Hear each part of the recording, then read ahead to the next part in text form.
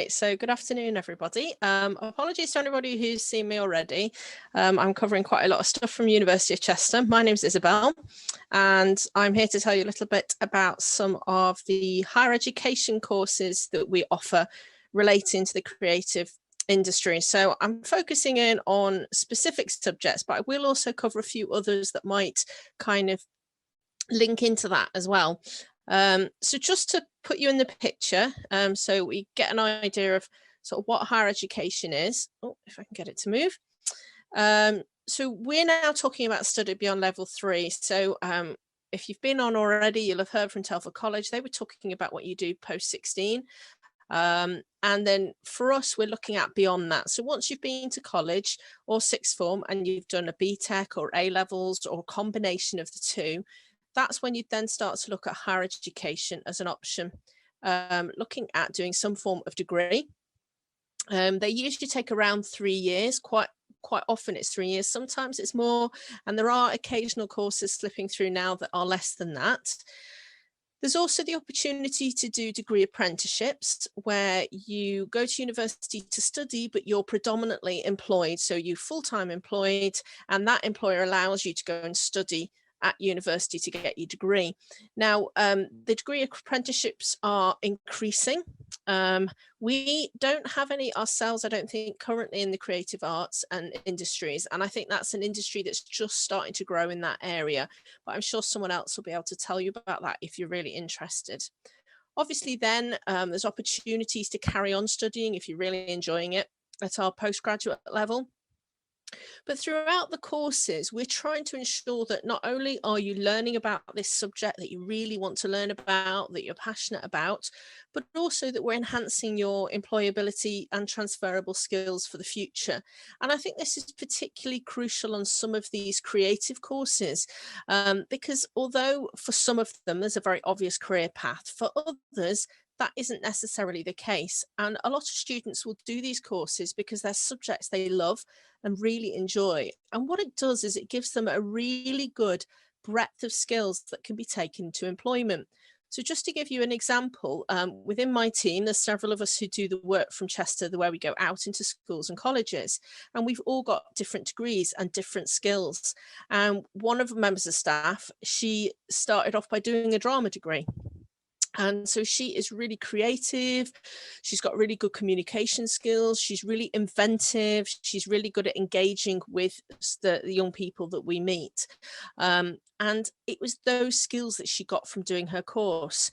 And she uses those now in the work she does with us. So although she's not doing a drama job as such, she's using those skills. And I think that's really important to remember with these kinds of courses. I also have another colleague who's done a lot of art in the past. And again, she uses those elements of creativity within what she does.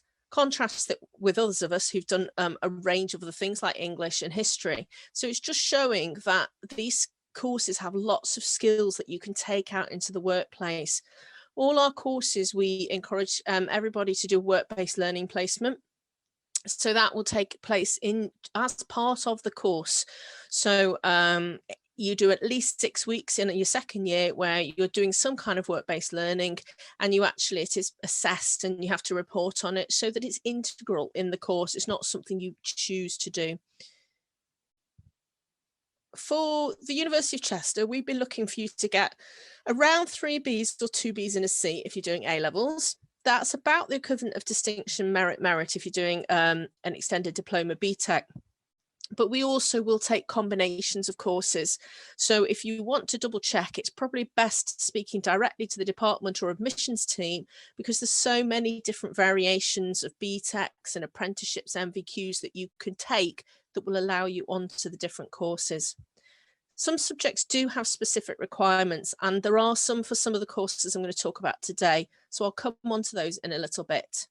If you are looking at degree apprenticeships, just be aware that they are not necessarily an easier route.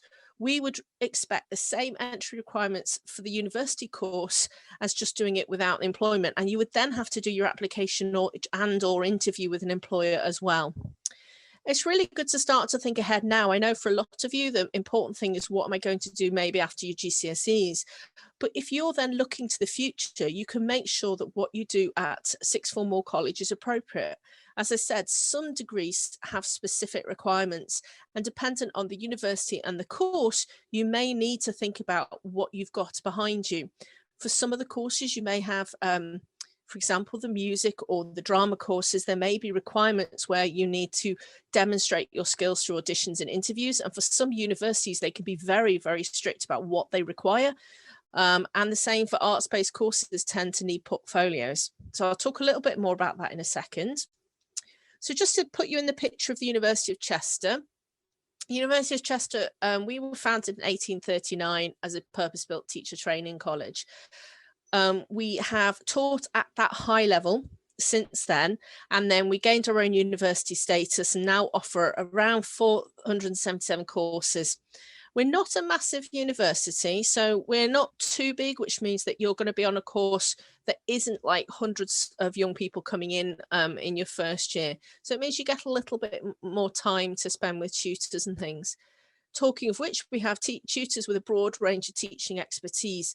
And one of the things I do know, particularly in our arts and drama and music departments and media departments, is a lot of the lecturers and tutors actually still use their skills. So, for example, they do freelance graphics work or photography work, or perhaps some of the staff from the music department go out and play. And so they're actually still using the skills and have really good experience of what it is to use those skills out in the real world. They're not just in the university. We have purpose-built facilities, and we have sites in Chester. We do have a site in Warrington. Now, that was where media used to be based, but it's now coming across to Chester. And we have a separate institution in Shrewsbury, which does have one course definitely of interest. So for those of you that aren't sure, obviously you're not that far from Shrewsbury. And if you carry on up either the A41 or round across the A5 and head your way upwards, you'll find yourself in Chester. We're really well located to get to bigger cities like Manchester and Liverpool. You can get into North Wales when you're allowed to. You can come up onto the Wirral, where there's lots of places around to go out and about, culture, lots of different activities. So it's a really good central location. So just to show you some of the sites we've got, at the top, you can see the slightly older buildings behind the tree. That's some of our original buildings, and they're on our Parkgate Road site. So that's the central site in Chester, where most of the services, the Students' Union, the sports facilities are. Chester itself, you can walk across in about 20 to 25 minutes. And the other sites around Chester, therefore, are easy to walk to from Parkgate Road. So everything's in close proximity. So then you've got the business site, but the one you're probably most interested in is the one with the strange object outside. Now, that's our UFO that was designed by an artist, and that's where our arts, performing media, performance and media courses are all based. And we've got lots of facilities there, different styles of studios, big workspaces, big art spaces. We've got a gallery space, we've got performance areas, we've got recording studios. I do know, and I think I'll put it later in as well, there's some really new equipment. And as I say, the media courses are due to come over to this site, and they're prepping to ensure that they've got good facilities there as well. You've also then got health and social care, and as I say, there's the Warrington site as well. Shrewsbury might be interesting for some of you, as we do have a musical theatre course there. If you haven't seen us in Shrewsbury, we're in the old council building, Guildhall, right next to the theatre by the river, so very centrally located. And because that centre is quite new, we still have quite a small community there. So it's quite nice to be in close proximity and to Shrewsbury, but also to not have massive courses. You can get lots of time with the tutors. So as I say, we've got a wide range of courses in all different areas. So I have been on here for a few times across this fantastic festival you're having. But today I'm going to focus in on those courses that come under arts and media. But I was just thinking as well that creative is such a broad thing. You may think of yourself as creative if you like humanities subjects like English. Creative writing is something we offer. You can combine with subjects like English. Perhaps more of those humanities like theology, philosophy and ethics, languages, that's quite a creative subject as well. So I focused in on those ones that were very practically creative, but there are lots of others we do as well. So it's definitely worth having an explore, and you're probably at the stage where you're just trying to find out what's out there. So it's worth looking and seeing the broad range of courses that we do offer to see if there's something that really strikes you. So let's focus in on some of these specific courses. So we've got our art and design department, and in the last few years it's actually grown a little bit, and we have our fine art course, but we've got several other design courses like fashion design, graphic design, interior and product design. There's also the photography and fashion marketing communication. All these very much art-based courses. Now you can also combine them. And the really nice thing is that they don't all stand in isolation. So let's say that you're learning something like graphic design, but you want to bring some photography into a piece of work you're doing. Well, then you're allowed to go and use the photography labs or to work with photography students and tutors to do that. Perhaps the same with fashion design. You want to create something, you can then use some of the photography students to help you present that. So there's actually some crossover between the courses. And that's not always the case, not speaking on behalf of every institution, but I do know that in some institutions, everything's quite, if you're doing fine art, you're doing fine art. If you're doing graphics, you just use those facilities. The art and design are very much one big family department. Obviously, you'd focus in on your specific course, but they use lots of skills from the different areas. Then you've got your performing arts. So we have a drama course and an acting course, which has a slightly different slant to the drama. We have a dance course.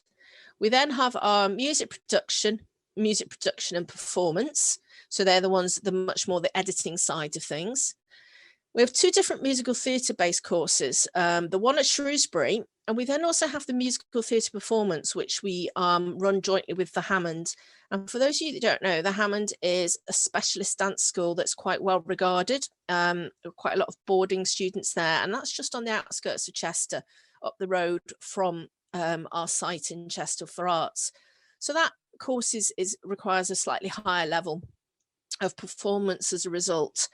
There is a broad performing arts course as well that gives you a taster of the sort of dance and drama, and our popular music performance course.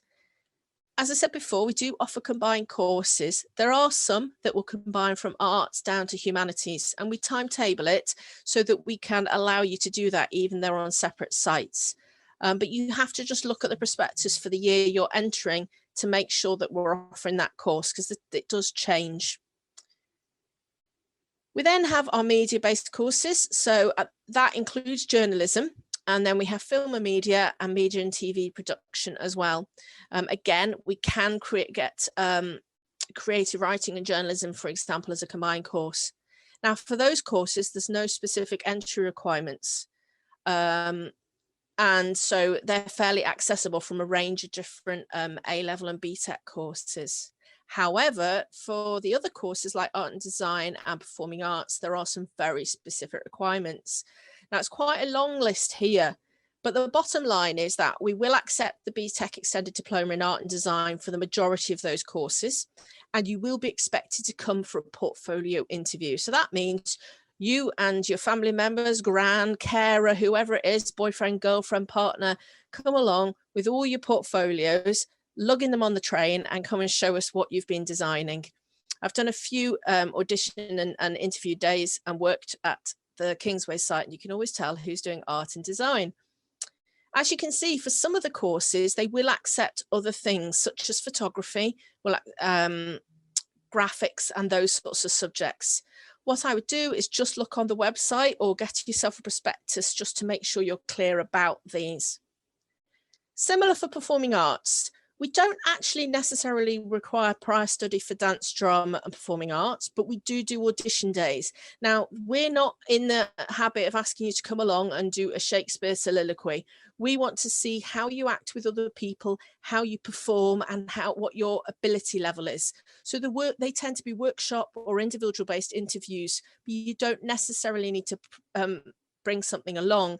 And it can be much more of less of a sort of bring this along and do this like this. Was kind of like a fairly modern, quite inventive department.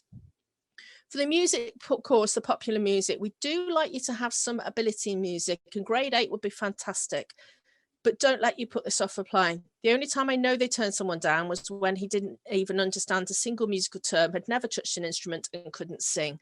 So if you have some ability, please do apply. As I say, I'm running out of time now, so I just allow you to go on the website and have a look at these. I have told you we've got lots of links with employers. We've got state-of-the-art facilities, so there's lots of opportunities there, and hopefully you'll be able to come and have a look in the future. Lots of social media. Please do go on the website and have a look and see what's there.